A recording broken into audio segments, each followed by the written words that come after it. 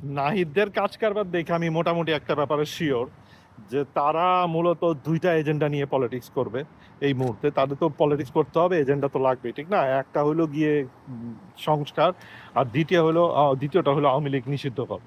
আপনারা আমার কথাটা খেয়াল রাখেন, তারা বিচার থেকে নিষিদ্ধ শব্দটা বারবার বেশি ব্যবহার করবে, কারণ তারা খুব ভালো মতো জানে যে আওয়ামী লীগ নিষিদ্ধ করে কোনো লাভ হবে না। এরকম এক্সিকিউটিভ অর্ডার দিয়ে বা কোনো আইন দেখায় নিষিদ্ধ করে কোনো লাভ হবে না, আর সরকার এটা নিষিদ্ধ করবেও না। আওয়ামী লীগের ঠেকানোর বেস্ট উপায় হলো আওয়ামী লীগের সমস্ত লোকের বিচার করা, এবং সমস্ত লোকের বিচার করার পর অটোমেটিক্যালি আওয়ামী লীগ এবং দল হিসাবে এবং মার্কা হিসেবে নৌকা এগুলি সব বিরুদ্ধে এগুলোর বিচার করে এগুলির চিরকালে আদালতের মাধ্যমে চিরকালের জন্য রাজনীতি শেষ করে দেওয়া। কিন্তু তারা এই ব্যাপারে ইন্টারেস্টেড না, তারা এই ইস্যুকে জায়গায় রাখতে চায়। এই জন্য খেয়াল করে দেখবেন, তারা বিচার শব্দটা যদি 5 বার বলে, তারা 100 বার বলবে নিষিদ্ধ চাই।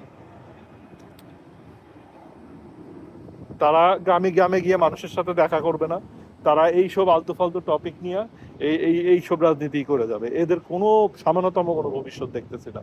আমি এদেরকে মোটামুটি তেহরিকে ইনসাফের সাথে পাশাপাশি রেখে, তেহরিকে ইনসাফের যে জার্নিটা ছিল সেটার পাশাপাশি রেখে মাপার চেষ্টা করি।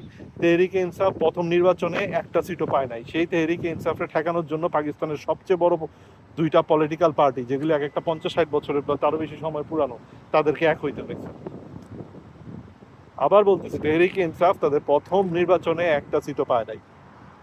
আপনার কি মনে হয় যে এই ছেলেপেলেগুলির বাংলাদেশের এই ধরনের ইচ্ছা আছে কষ্ট করে দীর্ঘদিন রাজনীতিতে টেকে থেকে একটা বড় দল বানানোর? না, তারা এইসব দানাই পানাই করে চলবে। যাই হোক, সবাই ভালো থাকবেন। আল্লাহ হাফেজ।